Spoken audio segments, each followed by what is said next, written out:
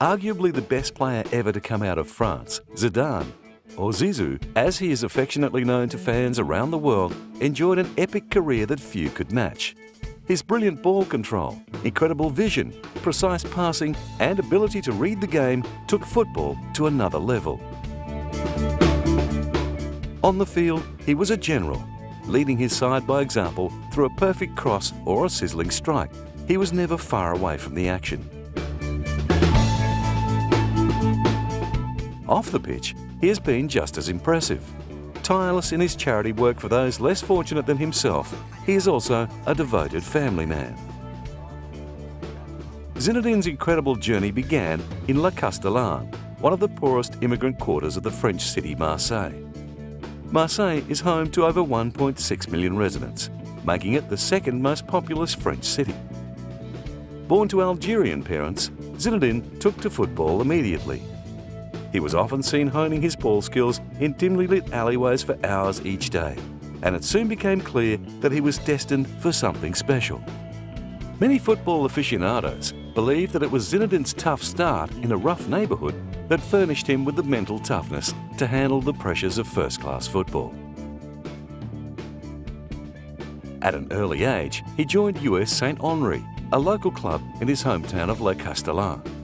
Then, at the age of 14, he displayed his sublime talent at the first-year junior selection for the League Championship, where he caught the eye of many League One clubs, in particular AS Cannes. Originally intending to spend 6 weeks with Les Dragons Rouges, young Zizou ended up staying 4 years. During his time, he made his League One debut as a 17-year-old. However, it wasn't until he was transferred to Bordeaux that he really began to shine. During his 4-year stint at Bordeaux, Zinedine played 139 games and scored 28 goals. His brilliant performances earned him selection for Le Bleu, the French national team.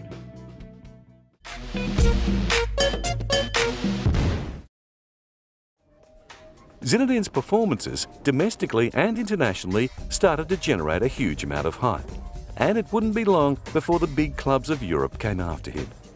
In the end, it was Champions League winners and Italian super club Juventus that snatched up the 24-year-old for a mere €3 million. Juventus immediately recognised the attacking midfielder's potential. With the help of Zinedine's attacking skills, Juventus won the 1996-97 Scudetto and the International Cup with a 1-0 win over River Plate. In the following seasons, he led the Italian club to the 1997 and 1998 UEFA Champions League finals. Unfortunately, however, they ended up losing both, going down to Borussia Dortmund 3-1 in 1997 and then Real Madrid 1-0 in 1998. Despite these disappointing results, Juventus and their #1 recruit were still able to claim their second consecutive league championship, winning the Scudetto in 1997-1998. In 3 short years, Zizou went from being a good player with potential to becoming one of the best players in the world. While at Juventus, he made 151 appearances, scoring 24 times. He also helped them to a tally of 6 titles. Playing the best football of his career, it was only a matter of time before he got the call from Spanish giant Real Madrid. With Juventus keen to hold on to the emerging superstar, Real were forced to dig deep to get their man. Luckily, the Spanish super club had money to burn, and in 2001, they sealed the deal with a world record transfer fee of approximately €78 million. During the first quarter of his handsome 4-year contract with Real, Zinedine did not disappoint his new club. He played a major role in winning the Whites an impressive 2 titles for the season, including Real's successful UEFA Champions League campaign. Zizou was more than happy with the victory. Oui, c'est vrai que pour moi c'était ma 3e finale, c'est vrai que j'en ai perdu 2 donc forcément. It's true that for me it was the 3rd final and I'd already lost 2, so it was mandatory that I should win this one.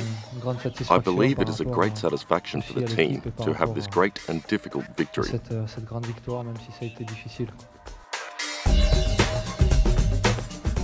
His steely determination was instrumental in Real's 2-1 victory over Bayer Leverkusen to claim their 9th UEFA Champions League title. The match was hotly contested throughout. Zinedine Zidane scored the winning goal in the 45th minute, after volleying a left-foot shot that streaked into the top corner. Deservedly, Zizou was named man of the match. Non, mais je crois que la chose la plus importante, c'était... I think the most important thing was to be able to win the Champions League.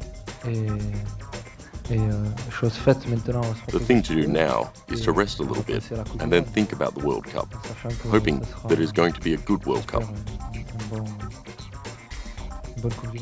At Real, Zinedine played 155 games, scoring 37 goals.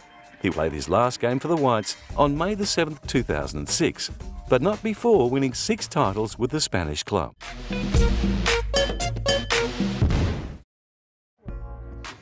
Holding a dual citizenship, Zinedine Zidane could choose whether to play for Algeria or France. However, on August 17, 1994, at the age of 22, the decision was made for him when he was handed his first international cap for France in a friendly against the Czech Republic. Zizou made an immediate impact, scoring twice to salvage a 2-2 draw. Only a few months later, his international career was given a big leg up after French playmaker Eric Cantona received a 12-month suspension in January 1995 for assaulting a fan. Cantona's misfortune catapulted Zinedine into the limelight, and from there he never looked back. In Euro 1996, France's new playmaker led them all the way to the semi-finals, where they were eliminated by the Czech Republic in a penalty shootout. Although he hadn't scored in the tournament, Euro 96 gave him a taste of life at the top end and an understanding of what was expected at international level. 2 years later, he was given the opportunity to show the world his skills in another international tournament, the 1998 FIFA World Cup. Needing little encouragement to flaunt his prodigious talent, he held the spotlight, creating spontaneous and exciting plays, and leading Les Bleus all the way to the World Cup final. With the scene set for a tense, colossal final between the reigning champions Brazil and hometown favourites France, the whole world tuned in, expecting the Brazilians to emerge as victors. Zinedine Zidane had other ideas, scoring 2 remarkable goals in the first half to set up a 3-0 whitewash over the much-fancied Brazilians. He single-handedly won his country its first ever World Cup. Not surprisingly, he was the toast of France. Non, je voudrais tout simplement dire que vous remercier de votre soutien qui fait tout le soutien que vous avez porté pour toute cette Coupe du Monde. Et maintenant, elle est là au moins pour 4 ans, donc on va la garder et on va faire encore la fête très longtemps. Mais merci à tout le monde. After the hype of their 1998 World Cup victory, France struggled to repeat the performance in the tournaments that followed. And after a disappointing 2002 FIFA World Cup, France set their sights on Euro 2004. Finishing at the top of their group, it seemed that the World Cup hangover was finally starting to lift. However, their quest for the European Cup ended in the quarter-finals upon losing 1-0 to eventual winners Greece.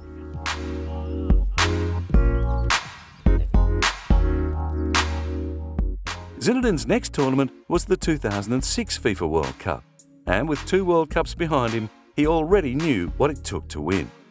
Their tempestuous passage through to the semi-finals involved a 2-game suspension for Zizou, who redeemed himself by scoring the only goal in a 1-0 win against Portugal.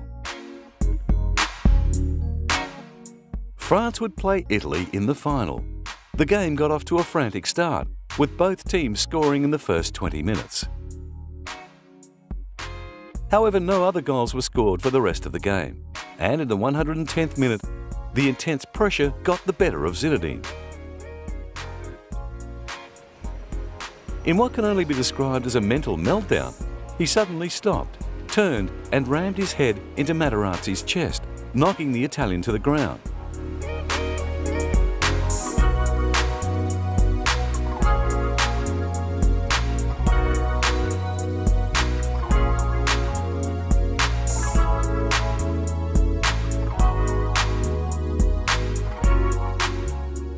Zidane received a red card. His football career was over. To make matters worse, France eventually lost to Italy in a penalty shootout. For his actions, Zinedine was read the riot act. Zinedine Zidane has been suspended for 3 matches and fined with 7,500 Swiss francs. However, that's the big important information, the committee has taken note that Zinedine Zidane has ended his international career and has taken note of Zinedine Zidane's gesture to do 3 days of community service within the FIFA humanitarian activities. However, after the evidence surfaced that Zinedine had been unfairly provoked by Materazzi, pressure was put on FIFA to consider punishing the Italian. Much to the delight of the French fans, Materazzi was also handed down a suspension. Due to the repeated provocations, Italy's Marco Materazzi will be suspended for 2 matches with his national team,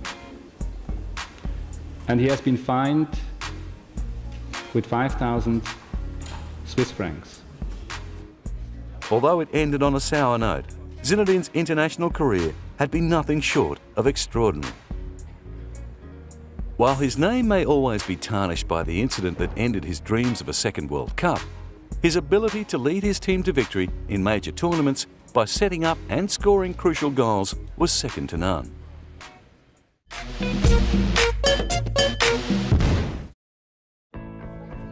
With a brilliant football career already in the bag, Zinedine Zidane can now focus his attention on other pursuits. For many famous footballers, retirement brings with it a welcome opportunity to live the high life, going on never-ending holidays and spending some much-needed time away from the public eye. Zinedine likes to do things a little differently. His tough start in life has made him determined to give back to the community that has given him so much throughout his football career. This is no more apparent than in his capacity as a United Nations Development Programme Goodwill Ambassador. He took on the responsibility in March of 2001 and has since been involved in many initiatives to help countries reduce poverty. Prior to becoming a UNDP Goodwill Ambassador, Zizou first collaborated with the organisation in 1999. Along with fellow football superstar Ronaldo, he launched the UNDP Mobilisation Campaign, Teams to End Poverty. The campaign encouraged individuals and businesses to get involved in anti-poverty actions. 1 year later, he held a charity match in Marseille with the French national team to benefit 60,000 children whose families could not afford a vacation. In December 2003, the Frenchman teamed up with Ronaldo again and launched the Match Against Poverty, in which the 2 stars each captained an international team for a friendly match intended to mobilise the world in the fight against poverty. The charity game, which is held annually, raised over €550,000 in its first outing. 2 years on, Zidane and Ronaldo held the 3rd annual Match Against Poverty in Dusseldorf, Germany on December 22, 2005. Zinedine hoped that the match would encourage fans to give generously. I hope we will make it bigger each year. When we realise, like now in Germany, that the stadium will be full, that means people come here for one single objective, to see Ronaldo's friends and Zidane's friends. Se rappeler, ça veut bien dire que les gens viennent pour une seule raison, pas simplement pour voir les amis de Ronaldo. If they're going to the stadium, it is already a good act. Il faut une bonne action, donc on est surtout content de ça. Ouais, enfin moi ça fait maintenant 5 ans. It has also been 5 years that I've been involved with the United Nations, like Ronnie. When we can give something every time, when we do something, even a gesture, that is what I find most interesting about being a UN ambassador. Quelque chose, un geste. Et c'est dans ce but-là qu'était intéressant le fait d'être ambassadeur de l'ONU. Et je pense que c'est. I think that ultimately, the most intriguing thing is when we realize that there are children in the world who still have nothing to eat. When we look at that, it is something we cannot let continue. Everyone at some level can do something about it. chacun à son niveau, s'il peut faire quelque chose, c'est bien. Held only a few days before Christmas, the Real Madrid superstars were determined to bring some Christmas cheer to children who desperately deserved it. The proceeds from the first two matches have benefited anti-poverty projects in Brazil, Comoros, Guinea-Bissau, Haiti, Morocco, Namibia, Sri Lanka and Vietnam. Ronaldo and Zidane have invited their friends. They play a match and they send a message to the world that they want to fight against poverty and that we can win the battle against poverty. They fight for achieving the Millennium Development Goals, which mean by 2015 we need to have the hunger and poverty in the world, and we can do it. And that's the message that they sent, and we're very grateful to them that they want to do that in their free time. Also taking part in the match were Bulgarian striker Dimitar Berbatov, Egyptian striker Abu Tarika, German comedian Oliver Posher, Brazilian Rivaldo and teenager Freddie Adu.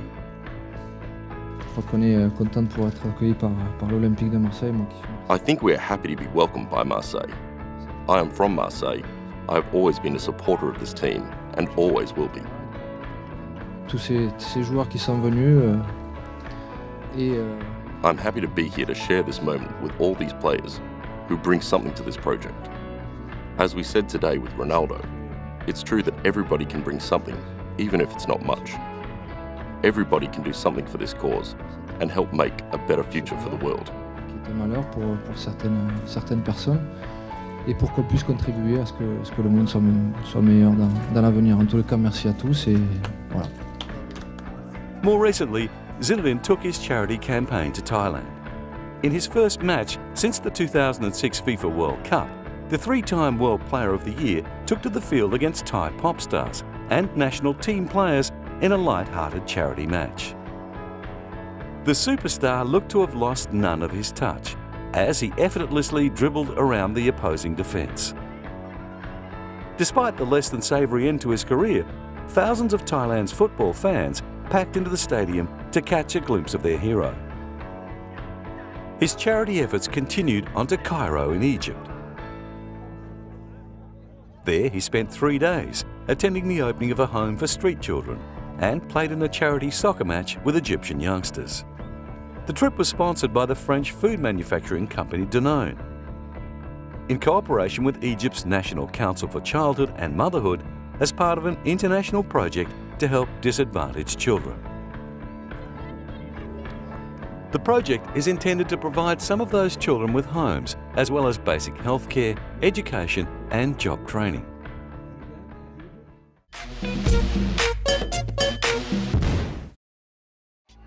Zinedine Zidane has flown all around the world, spreading the football gospel wherever he goes.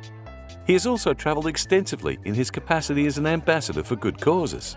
He contributes to many charities, including those set up to help rebuild and renovate hospitals in Algeria that were devastated by a 2003 earthquake.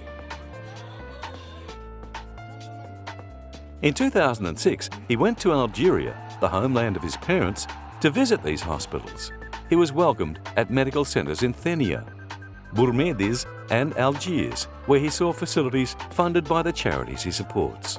In Thenia, 45 kilometres east of Algiers, he visited a children's hospital and was mobbed by fans who'd waited outside to see him. In Bourmediz, he inspected a Children's Day nursery where he thrilled the youngsters by taking part in a kickabout football match between two teams of children.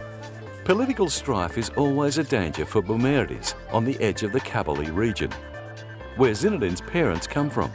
The area is rife with anti-government Islamist rebels. Although tension is at much lower levels than at the height of the bloodshed in the 90s, clashes between the army and guerrillas frequently occur in surrounding forests, hills and valleys. At Mustafa Hospital in Algiers, while visiting a children's ward, the star was told how donations of medical equipment had aided local people. He had helped to raise relief funds by taking part in a charity football match in France. The 2003 disaster was a heavy blow to Algeria, a country trying to pull itself out of years of violence, which has killed up to 200,000 people and also caused billions of dollars in damage.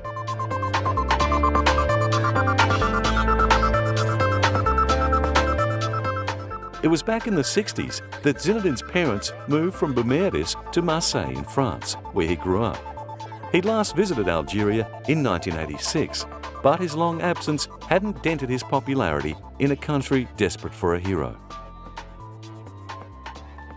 Although he wasn't actually born in Algeria, he's revered as an icon of success by the struggling nation, and his visit boosted morale in all of the towns he visited.